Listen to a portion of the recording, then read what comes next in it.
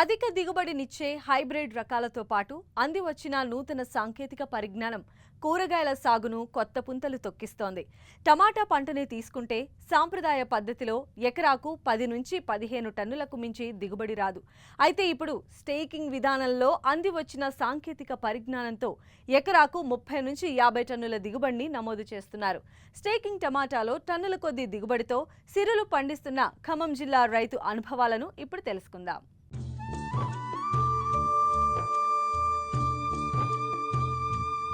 ఎత్తైన బెడ్లపై 6 అడుగుల ఎత్తుతో ఆరోగ్యంగా పెరిగి విరగకాసిన ఈ టమాటా తోటను చూశారా? పెరుగుదల ఎంత ఆశాజనకంగా ఉందో!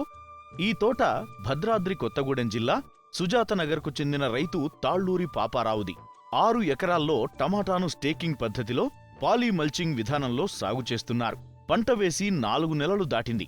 ఇప్పటికే పెట్టుబడికి 3 రెట్లు నికర లాభం పొందిన ఈ రైతు ఈ పంట నుండి మే నెల వరకు దిగుబడి సాధించే వీలుంది. కూరగాయలను ఎక్కువ పండించే రైతు తాళ్లూరి పాపారావు సాగులో కొత్తదనానికి ఎప్పుడూ ప్రాధాన్యతనిస్తారు.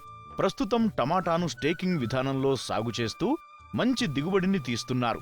ఈ విధానంలో ప్రతి కొమ్మ రెమ్మను పైకి పాకించడం వల్ల మొక్కలు ఒత్తిడికి గురికాకుండా పెరిగి రైతుకు మంచి ఫలితాన్నిస్తున్నాయి.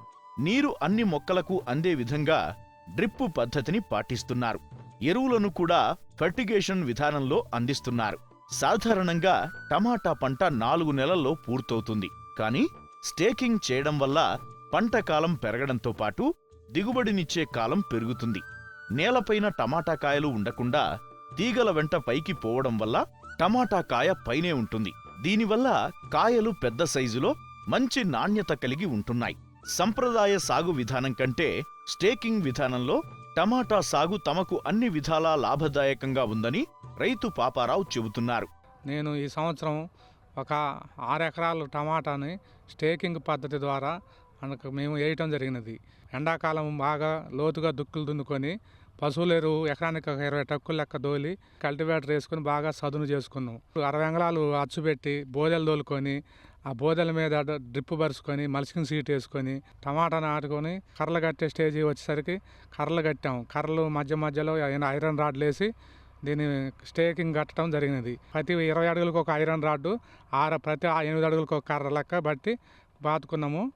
ఇది మంచి దిగుబడి వచ్చింది. ఇది భూమి మీద అయితే తొక్కుడు పడటం అను కాయలు కాసిన కాయలు కూడా మచ్చలు రావటం, క్వాలిటీ రాకపోవటం ఉంటుంది. ఇదే స్టేకింగ్ పద్ధతిలో ఏంటంటే చెట్టు మంచి గాలి ఆడిద్ది, ఫ్రీగా ఉంటుంది. కాయలు కూడా మనం భూమి మీద దానికంటే 2 రెట్లు 3 రెట్లు ఎక్కువ రావడానికి ఆస్కారం ఉంది. మళ్ళీ మెయిన్ సమస్య ఏంటంటే కోత కూలీలు కూడా కలిసి వస్తాయండి. ఇది ఒక మనిషి కూలి వచ్చి 20 ట్రేలకు వస్తారండి. అదే భూమి మీద కాయలు అయితే 10 ట్రేల కంటే ఎక్కువ గొయ్యలేరు. డ్రిప్ ద్వారా మందులు వదులుతాం. ప్రతి వారంకోసారి మేము 3 పందొందులు 2020, 28, 30-045, 0050 అనే మందులు విడతల వారీగా ఇచ్చుకుంటా ఎకరానికి 5 కిలోలు ఇచ్చుకుంటా వారానికి ఒక 5 కిలోలు ఇచ్చుకుంటూ వచ్చామండి. మంచి హీల్డింగు గ్రోతింగ్ బాగుంటుందండి అలా మందులు వేయటం వల్ల. జూలై నెలాగా నాటాము. సెప్టెంబర్లో నుంచి కోతలు మొదలు పెట్టాయండి. భూమి మీద వేసే తోట అయితే ఎకరానికి 1000 ట్రేలు, హైయెస్ట్ హీల్డింగ్ 1000 ట్రేలు వస్తాయి. కానీ ఈ పద్ధతిలో 3000 ట్రేలు వస్తాయి. 3000 ట్రేలు అంటే ఇప్పుడు మేము దీంట్లో 2000 ట్రేలు లెక్క తీసామండి. ఈ సంవత్సరం మార్కెట్ కూడా మంచిగా అనుకూలంగా ఉందండి. ఇప్పుడు మేము ఈ దేశం కాంచి ట్రే 300, 200, 350 యావరేజ్గా మాకు ట్రే 300 లెక్క వచ్చిందండి. ట్రే వచ్చేసి 28 కేజీలు వస్తుందండి. ఎకరానికి 2000 ట్రే కోసాం అంటే 6 లక్షలు ఇప్పుడు మాకు ఆదాయం వచ్చింది. ఇంకా 1000 ట్రేలు వస్తాయని ఆశిస్తున్నాం. ఎకరానికి ₹1,00,000 ఖర్చు వచ్చిందండి. ఆ ₹1,00,000 ఖర్చు పెడితే స్టేకింగ్ కట్టడానికి 1,00,000 వస్తుంది. పురుగు మందులు ఫెర్టిలైజర్స్ అవన్నీ కలిసి ఒక 50,000 వస్తుందండి. ఏదైతే 1,50,000 వస్తుంది. అమ్మకం వచ్చేసి 5 లక్షలు 4 లక్షలు తక్కువ రాదండి.